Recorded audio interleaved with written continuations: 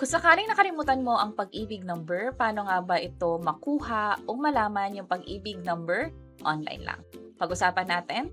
By the way, kung first time mo sa channel na to and gusto mo pa ng mga online tutorial videos katulad nito, please click the subscribe button.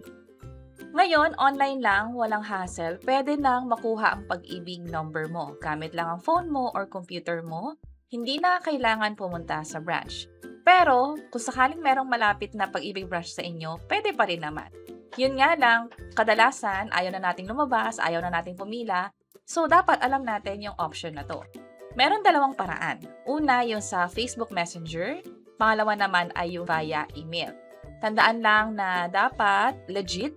Mag-ingat tayo sa mga i-message natin, lalo may ibibigay tayong mga details na personal sa atin or pwedeng magamit pang identity theft.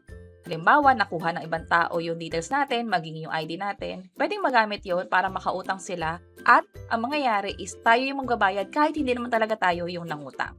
That's why huwag kayo magbibigay ng personal information online at kung sakaling kailangan man, katulad dito sa pag-ibig, sa pag-alam ng pag-ibig number mo, dapat legit na account ang pagkasendan natin ng details. So in this video, i-explore natin yung dalawang option. Yung una ay yung pag-message via messenger ng pag-ibig. Ano yung mga dapat ibigay na details at ano rin yung mga dapat nating tandaan. Unang-una, hanapin muna yung official Pag-ibig Fund FB page nila.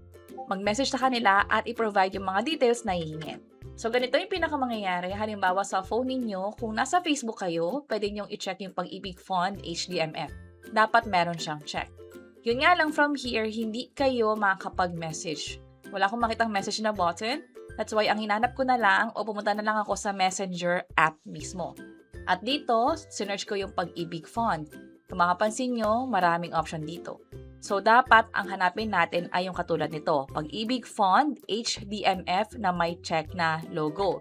Katulad nung nakita natin sa FB, meron ding check na logo yan. Ito na yung sa Pag-ibig Fund na Messenger account. Automatically, may mga options dito. So, pwede nating malaman yung Pag-ibig MID number natin. So, nung tinap ko yan, ito na agad yung nagpakita. Kailangan natin mag-reply, ibibigay yung full name natin, kasama na yung middle name, saan tayo pinanganak, kailan pinanganak, at kopya ng valid ID. So, yun na yung mga kailangan nyo i-prepare na information, lalo yung copy ng ID ninyo. Kung maalala ninyo, kanina sinabi natin na may mga information dito na kailangan ibigay, which is pwedeng magamit nga for scam kung sa maling tao or sa maling account siya ipapadala. By the way, kung meron naman kayo ng RTN ninyo, pwede nyo rin ma-verify yung pag-ibig number. I-click lang tong link at from there, i-provide nyo lang yung mga information. Reminder lang din na huwag basta-basta mag-click ng link online unless alam nyong sure na tama yung link na yon.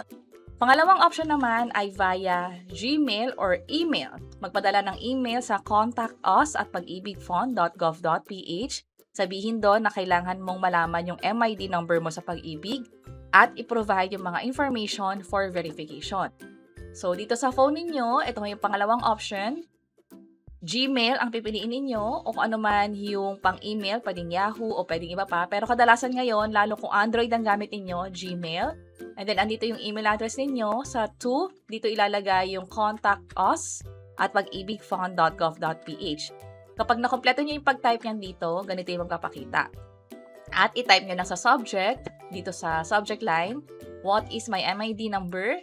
At sa compose email, ilagay nyo na yung mga details sa kadalasang hinihingi nila. Yung name, yung birthday, at yung birthplace. Dito, dapat kasama yung middle name at mag-attach na rin ng ID. Paano nakapag-attach ng ID? I-click nyo lang tong clip na icon, and from there, piliin nyo lang yung photos or camera. Camera, kung pipicturean nyo pa lang, photos ko nakasave na doon sa gallery sa phone ninyo. At yun yung dalawang paraan para makapag-inquire sa pag-ibig online para malaman ang inyong pag-ibig number. Tandaan, ang kailangan ibigay ay yung full name ninyo, yung birth details, pwede rin hingin ang mother's maiden name, depende, o yung previous employer. Pero kadalasan, yung ganitong information, pwede na natin ibigay sa umpisa. And then, kung may additional information na ihingin yung pag-ibig, i-provide na lang from there kapag nag-reply na sila. So, i-summarize lang natin very quick. Meron dalawang option, messenger or via email. Isa lang ang piliin nyo dito kung ano yung pinaka-convenient o yung pinakamadaling gamitin para sa inyo. At katulad ng nasabi natin kanina, dapat sa messenger account may blue check at yung sa email dapat tama yung pagkapadalhan natin. At yun yung dalawang paraan para makapag-inquire sa pag-ibig number natin. Sana nakatulong tong video na to. Kung oo, pakiclick ang like button at para sa iba't ibang mga tutorial videos, pwede nyo i-check ito nasa baba. Sana makatulong. See you sa mga next videos. Bye-bye!